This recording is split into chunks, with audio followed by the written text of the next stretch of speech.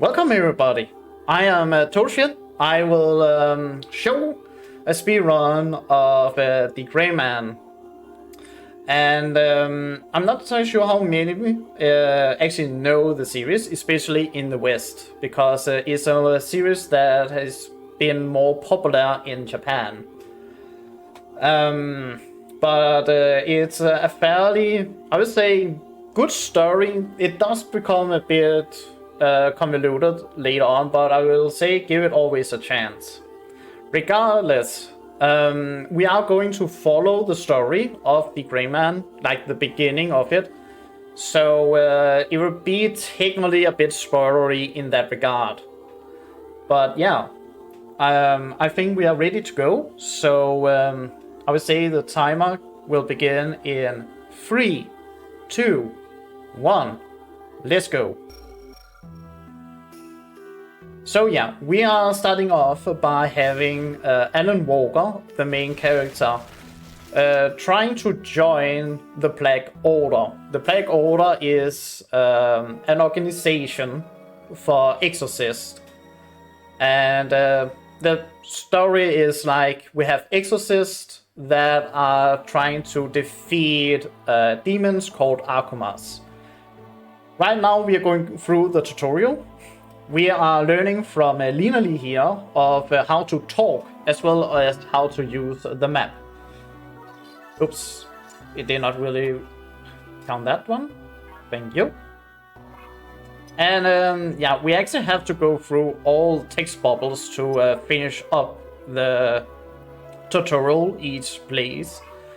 A bit sad, but I'm happy that you can just hold down the B button to actually go through text very fast. Right here we are learning how to use search. Search is going to be used quite a lot.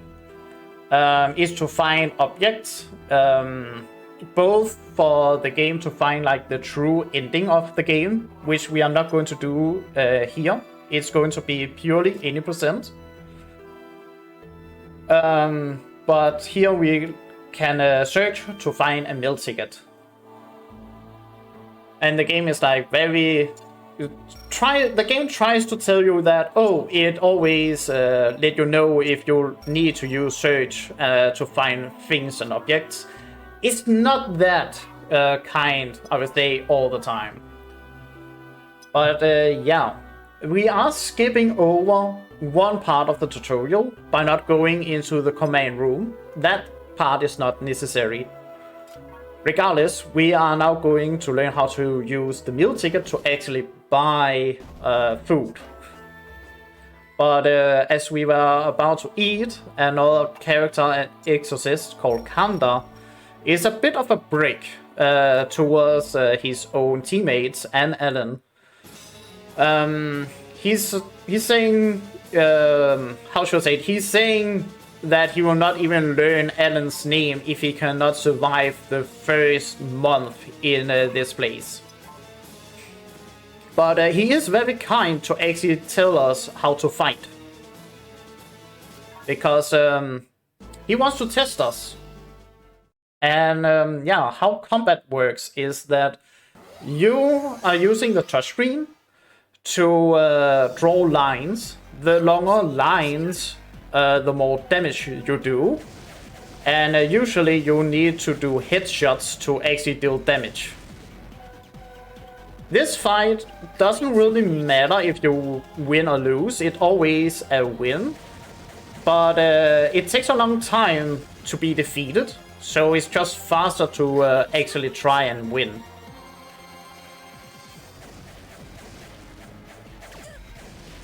The game is also like teaching us that we have a special move we can use and utilize. Unfortunately, it requires you to also use the touchscreen with drawing lines. And the game is not that good of picking up how to use the ultimate. So I found out it's more or less faster to completely ignore them, since you're not guaranteed to pull them off. And that means you're actually just losing time, not, execute the special. We are also learning that this golem here, called Tim, we can use it to communicate between our comrades or allies, give things to them, as well as we are also learning how to move companions. So right now we are going to move linearly, as well as Alan into the command room. We will have a small talk before we are going to meet the head chief of this section of the Black Order.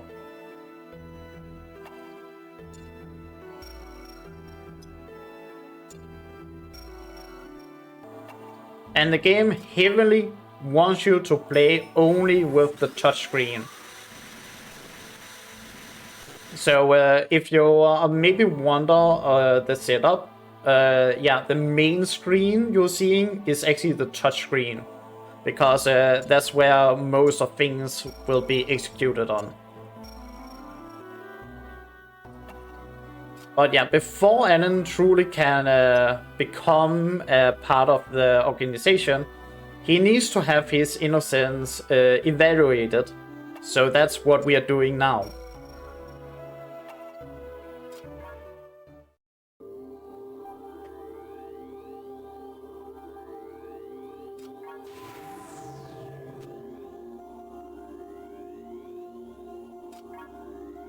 One thing that I do not really like about the game is that when we have a talk option, like now, it wants us to say we want to talk twice in a row.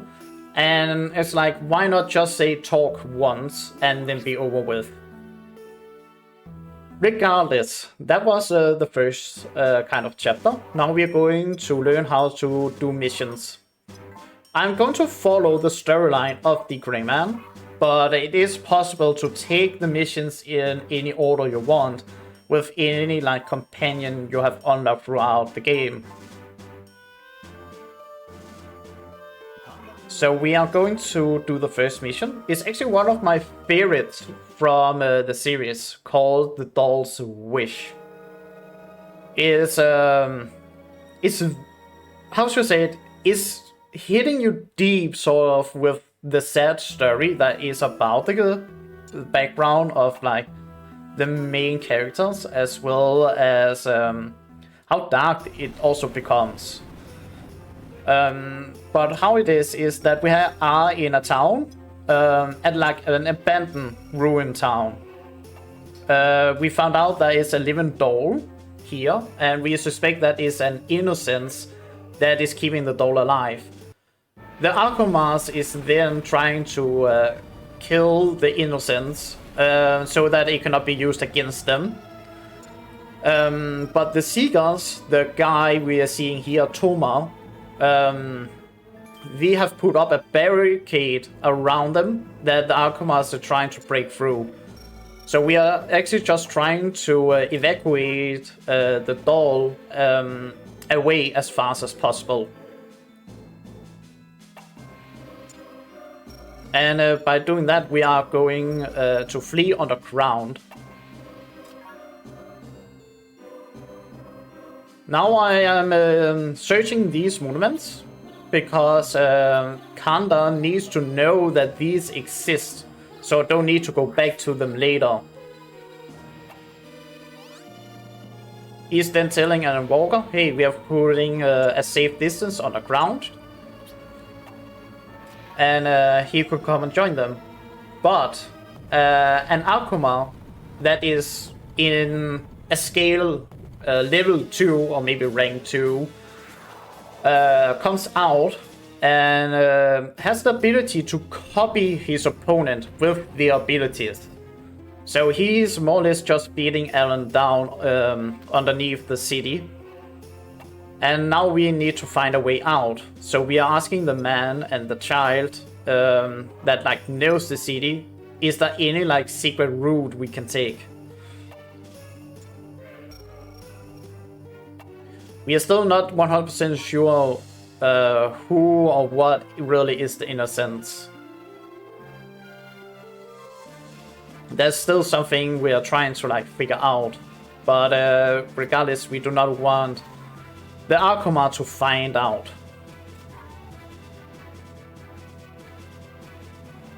And here is one thing that I hate the search for, because on this picture you have to search the sand pile in the bottom left corner. It's never really explained. I was lost for about an hour trying to search everywhere to find whatever I apparently needed. Because here is kind enough to give me a star, so I like know where to look. So yeah, it's a bit odd sometimes.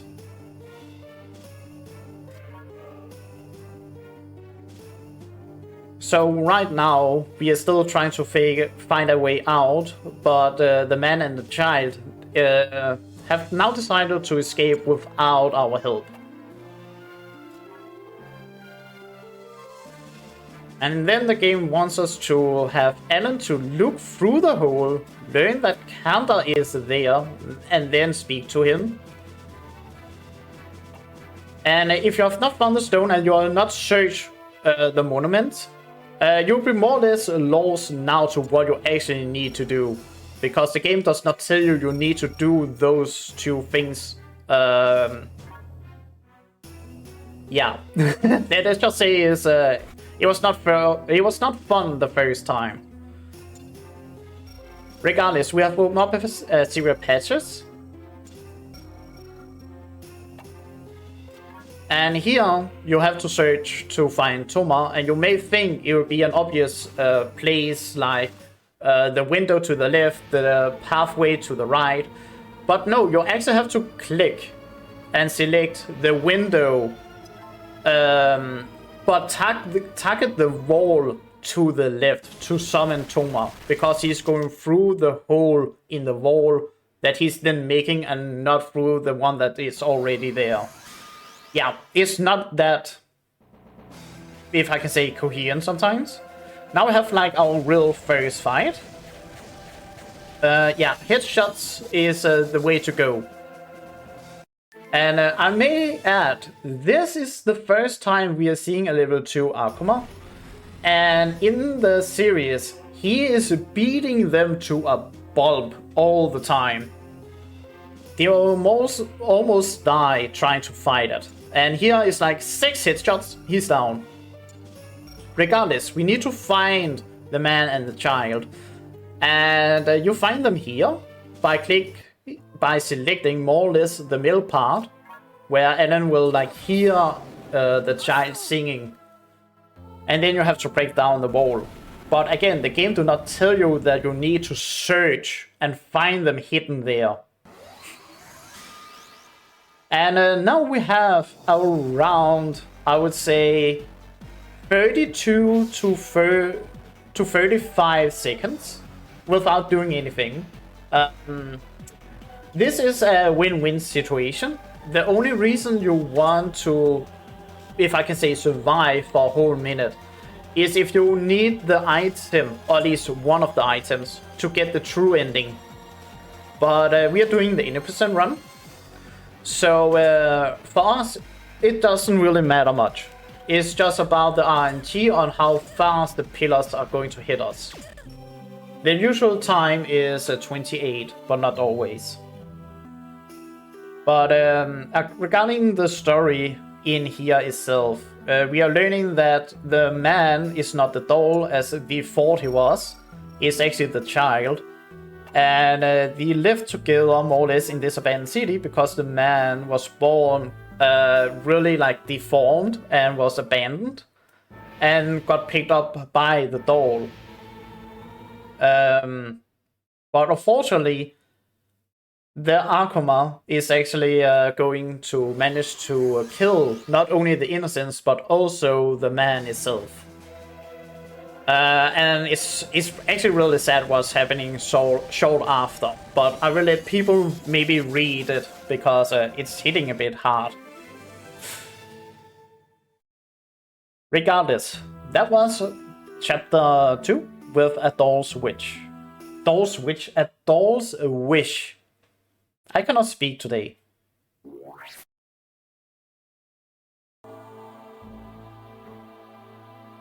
So yeah, we are coming back home from the last mission. We have only been here for about half an hour. And that's already something going down. So it turns out that Kumui, the head chief of the department here, he wanted to help his co-workers by making a machine that could, take over the workload. And he made it as a copy of himself, more or less. But that also means that it really loved Lina Lee's coffee and ended up drinking it, making it malfunction. So it knocked out Lina Lee because it's also programmed to try out and fix or enhance innocence and exorcist, which Lina Lee is.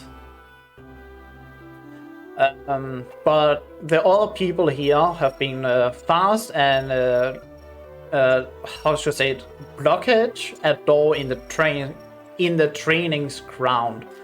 But the robot is outside. We need a distraction. The distraction is that Kumui is saying that Alan's arm, which is his innocence, is broken. So now it wants to fix it. And now we have a fight.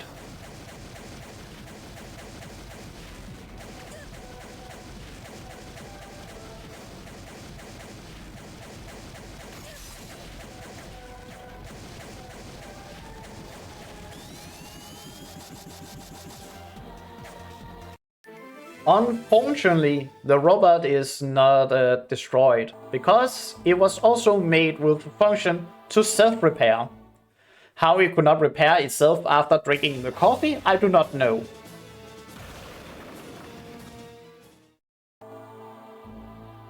But we saved Lina Lee, but the robot is still on the loose. And as it is right now, we need to now learn why it went berserk.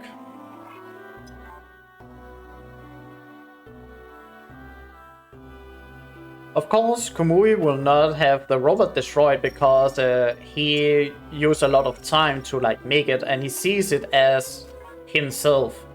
But no, we are going to do whatever we can to actually get rid of it. We are learning that it really liked the smell of coffee, so we are going to get that. We are also going to learn that its lenses is light sensitive. So flickering lights will actually confuse it, and a good place to have it trapped would be in this elevator that's floating in the middle. So now we are going to tell our plan to Lina Lee. The weird thing is that they are putting both characters in the chief office, but they need to be in the command room to actually talk about the plan. I do not know why they decided to move them together, but also make it so they need to be moved.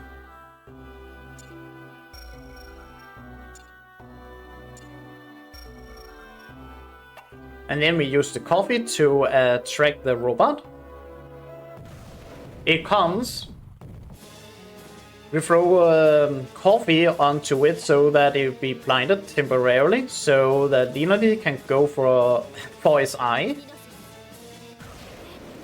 Then they want Alan to take it out, but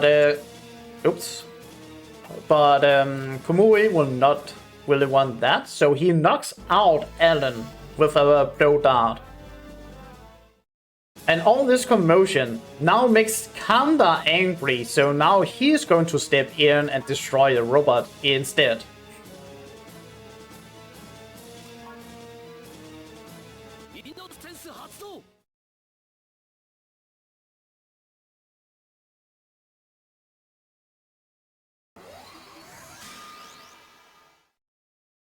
Oh yeah, I'm not entirely sure if I did mention it or not, but Kumui is the big brother of Lina Lee, and he is very protective of her.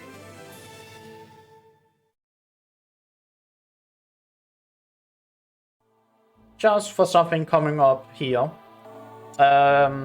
So right now we have dealt with robot. We have told that we need Komuri as well as an invoker in the dining hall. But he's asleep and we need to wake him up. That is a secret phrase, a secret sentence that we can say to wake him up. And this makes use of the DS's mic function.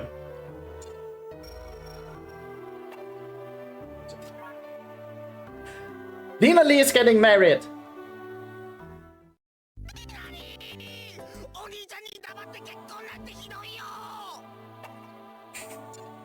I would say that's the best bit of the whole game.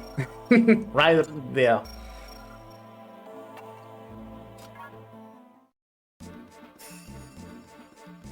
But yeah, we are going to get a welcome home party because we have done our first mission and survived.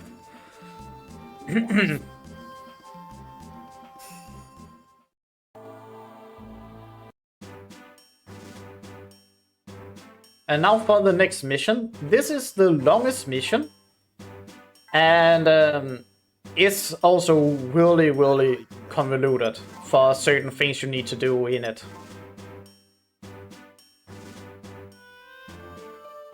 Oh yeah, by the way, if you're using the search mechanic, there are hidden items everywhere. Things you need to get to the true ending. Music records you can have, or objects from other people. Regardless, the rewriting CD chapter.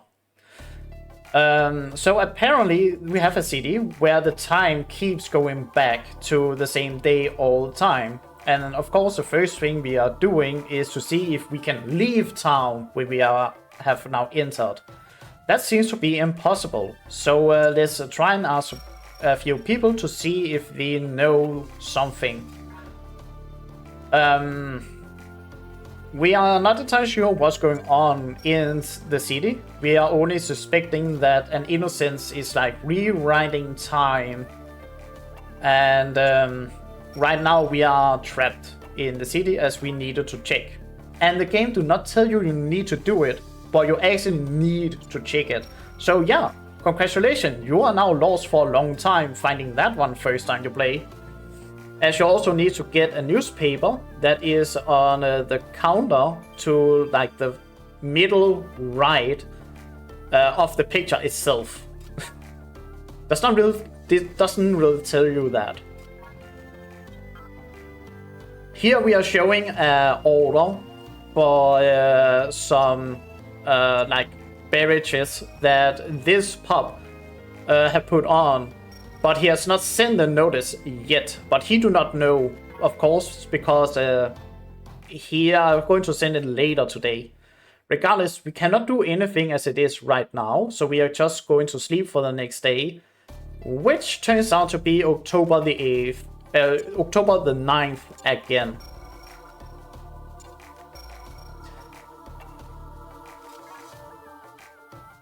We are then seeing something a bit odd. We have a Miranda that seems to know that some kids are going to harass her by throwing snakes at her. And it's a bit odd because she already knows it, saying like, oh, I have already been harassed by you like 20 times. But regardless, we are sleeping for the next day. And we are then going back. And then we find out that she has not come by the whole day, which is odd because everything is getting repeated every single day. But we then find out that she got stopped by an Akuma. Now I hope this one actually wants to attack me, because it's very difficult to hit his head while he's moving around on the battlefield.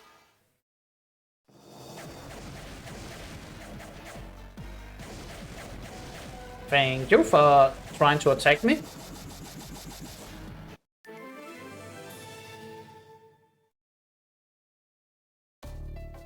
But unfortunately, she ended up running away while we were fighting the Akuma. So we are now talking to Lina Lee, saying that we want to return back to the hub and talk about what was going on here.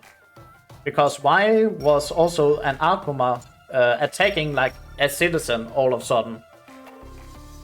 And of course, the game again do not tell you that you need to use the search at the far end of this pub near the window to actually see Miranda be spying on us. So you all have been lost for a very long time the first time you play. It's not that kind sometimes. Regardless, 3 Akumas are attacking us. Alan is going to fight them while Lina taking Miranda to a safe place. And we now have, you know, a whole minute with nothing really going on, because you cannot defeat them, but you don't really need to even defend against them, because we will not do enough damage to actually defeat you. So it's just waiting. And the reason I think that you cannot defeat them is because that we have to flee or like retreat in like the story. So I think that's like the reason you are not really going to do anything against them.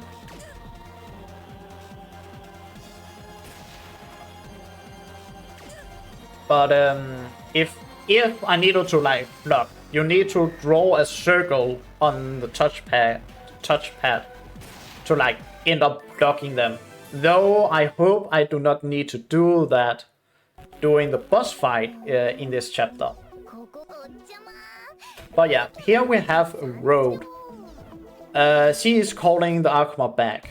The Akumas are made by how should I say, the bad guy called Millennium Earl. Road is working for him. Nope. Yes. Talk.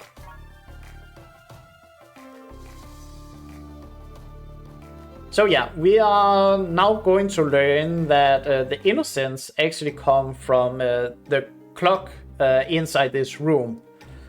And how it sort of works is that Miranda made a sort of sad wish to say that she wished the next day will never come, because she got fired for the 100th time that day.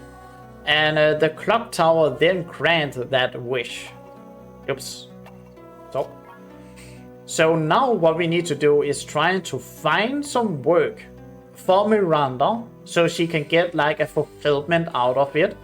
And hopefully that will like break the seal around, you know, the city. Because now she's happy and want the next day to come.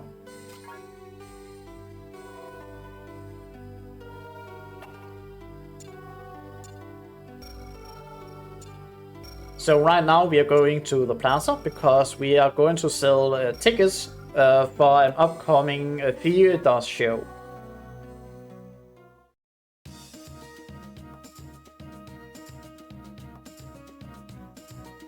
And yeah, we are so good at selling tickets actually. Mostly because Alan Walker is doing a street performance. That we are going back to try and see if we can get more tickets to sell. Unfortunately, we have now left Miranda unprotected. So a thief have now stolen all the money. So now we need to find the thief and capture him. And he is in the alleyway in this picture. But it turns out that he was just a decoy. Because now Miranda is really alone. So she's getting attacked by the Akumas. We are then going to be brave and say that we can take all the 3 Akumas on by ourselves. But we are being defeated. The reason why we are doing that is actually so that we are skipping a combat. So we don't fight at all. But now both Miranda and Lina Lee is gone. The only thing we can find is actually here. The clock key.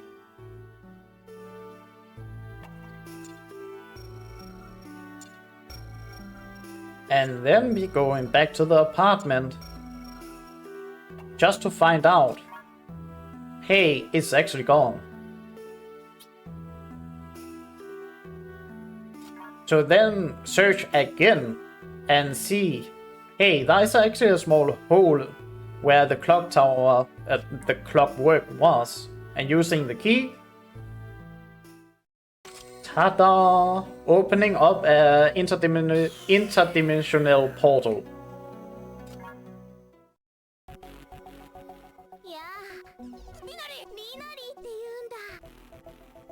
So yeah, Road is having a blast of a time here. Regardless, we are going to have a fight, and again, it is one that is a do-nothing fight, because the Akumas cannot defeat you, and you cannot defeat them. But technically, you need to be defeated, because when Alan is getting defeated in this fight, Miranda's innocence or exorcist power awakens, and those powers is time manipulation. But after this fight, we will have to fight the trio again, because she is going to use time manipulation to restore Alan back in good health. But that is also going to be the hardest fight in the game. And I hope for the better that I can actually do the fight with a good RNG, as well as not being forced to block attacks. And you're going to see,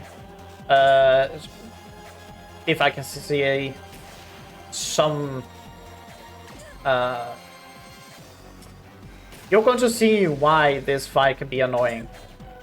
And for some reason, why do I make a small attack? I first notice it now. I'm not touching the screen.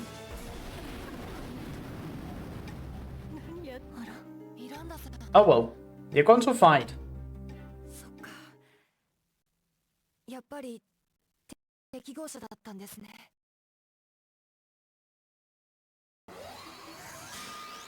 And because I cannot really use the specials properly, because it's not that well made in how to do it. Because you have to like draw lines and while you're also doing the attack. So it sometimes do not pick up you want to use your special. So it's just faster to actually attack. It's the same pattern of which one will attack you next time, but your position can be a bit random. And this is where I hate the randomness of this part of the game, because Road is helping the Akumas. She can do defense up, heal, or offense up. So she can just be a nuisance because of that. And it's also possible to maybe stun lock the Akumas by keeping like attacking like this. But if she pops up, she will interrupt like so, and the stun lock will then be more or less broken.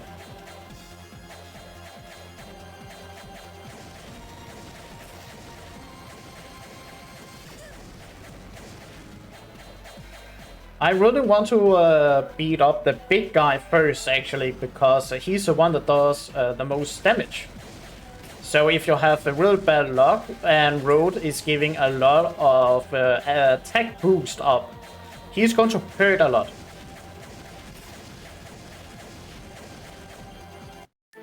That's the fight.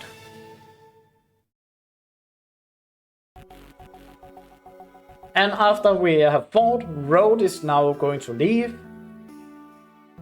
And everything turns out to be fine. Except if we are taking into account that Miranda's time manipulation power is only temporary. So technically after the fight, all the damage Alan took in the previous fight, where he got defeated, comes back. So yeah.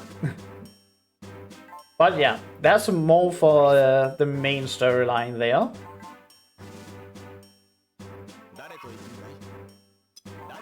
So now, there is a story about a vampire.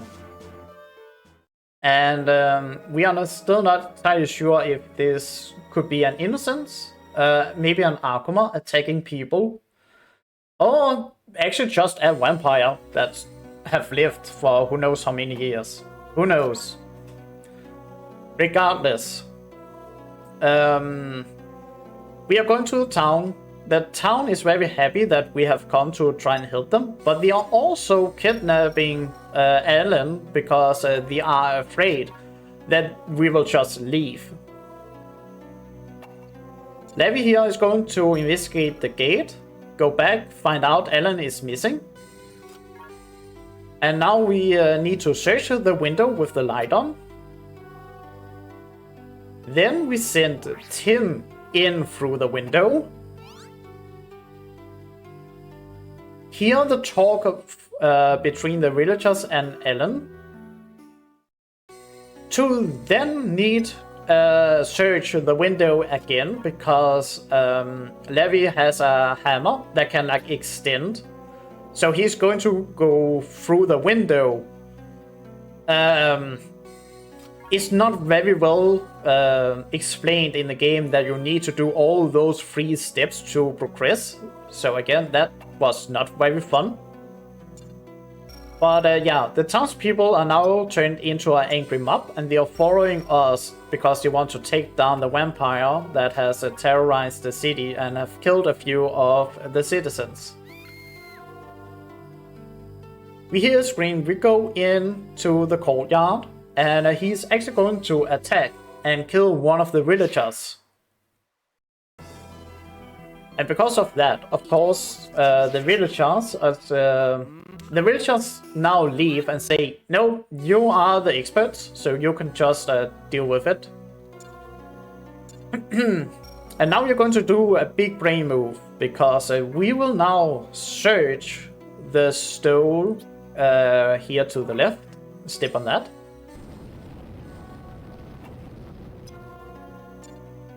And do the same thing with Levi, but we are going to the right. And that trigger a trap. So we fall through the floor. And upcoming here, we have the most random fight in the whole game. Because we are in a room with a lot of plants. We are going to fight. Ah, there was a hidden door. Was just missing that by a few millimeters. But yeah, we are going to fight the plants. And we have a very small hitbox. We have to attack the vines of it. And it's terrible. Since you have no real idea where they may spawn.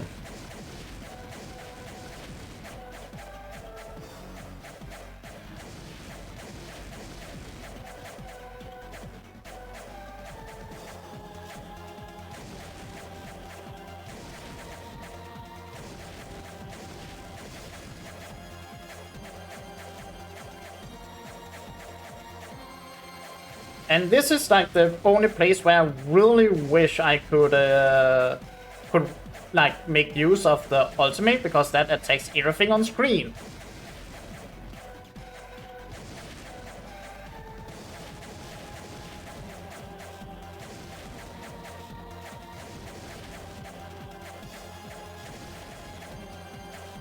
Oh my god, I cannot hit them. I truly cannot hit them. Okay, this is the worst RNG I ever had with the plants.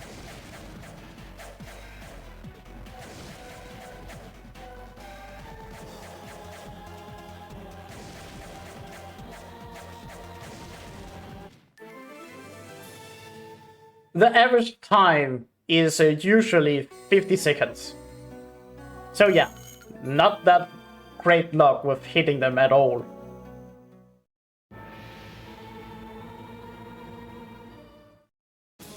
But yeah, we have the vampire Crowley's assistant, nurse, lover, many names. But yeah, she's going to Crowley and saying that, oh, these people here are bad. They have come to kill you because you're a vampire. So she's giving Crowley some of his blood, which will trigger him to turn into a vampire. We are then searching. We are then searching the gravestones because we are finding out that all the villagers that was killed actually was Akumas. So he is not a vampire going out killing innocent people. He's actually an exorcist, but he does not know. So here we have a choice to alter the ending of the game. As we're doing right now is that we are going to talk to Levi through the trapdoor. He found a key that he's going to give us. But if we investigate all the pictures and talk to him again, we will learn more about Crowley's sort of past. And that would make it so that, what can I say, another ending will come here. But as it is, we are going to use the 3 keys we have picked up. Green is for wolf. White is for lion. Gold is for tiger. If you want to know which key should be used where, in the courtyard there are 3 statues. That is them you need to inspect to know the color of what you should put in. But yeah, Crowley is now going to attack Levi.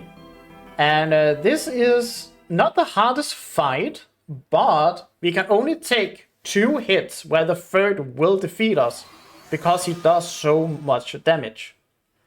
The only good thing is that he only goes up or down. So it's a bit easier to get headshots. Oh my god, it's difficult for me to speak for some reason. And the alternate ending here is that we are going to fight his lover here in the library. But if we have talked with Levi and so on, we could have Crowley taking up the fight and, if I can say, kill her. But since we never did that, that will never trigger. And what the big difference in it? Well, if he is not the one who takes out like her, he is not going to be in the story at all, because he's going to blow up his own castle with himself in it because he's so sad that we ended up killing his lover and he didn't do it. But if he did, he'll blow up his own castle and follow us. Another good thing about this is actually that he will not be in the last chapter of the game. That also means fewer text bubbles.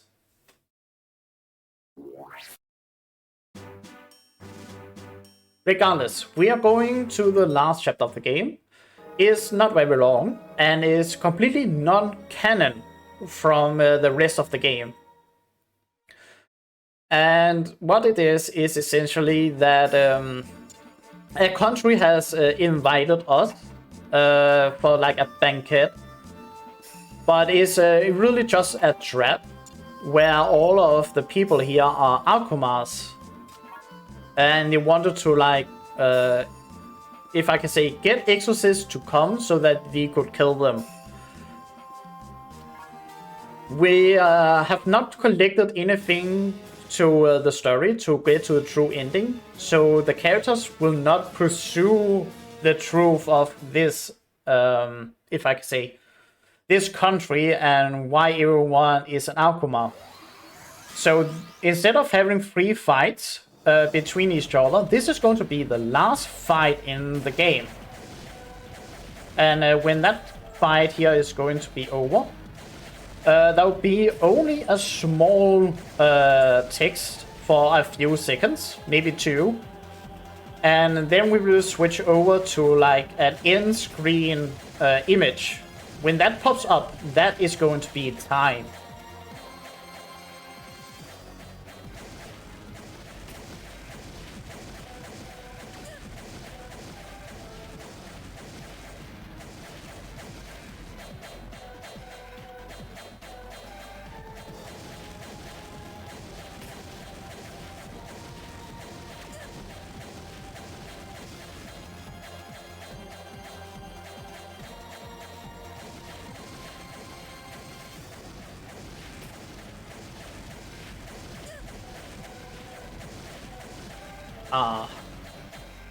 Someone should soon be defeated. Oops. If I could actually hit him. The biggest body is the hardest one to hit, funny enough. He's also the only one that doesn't take damage from headshots. You actually have to hit his spine. Or the key part of his butt.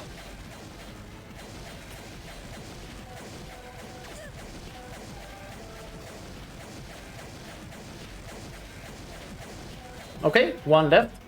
And then it will be soon time. Okay, so few text bubbles. So be ready. And time. So yeah. This is the 80% run of the Greyman, the Apostle, the Puzzle's God. If translated more or less correctly. Very short one, and it's very easy to make it with like getting to the second ending as well as getting to the true endings. There are 3 endings of the game, and you could maybe also make a category that is 100%, which means searching the pictures and collect everything else. But yeah, I'm the only runner for the game. So right now I'm just going to go with the 80%, but it is possible to add more to it. But yeah, that's everything that I have for today. So if anything else, I would say thanks for everyone for calling by Sting by. Have a good day and good night. Everyone, take care. See ya.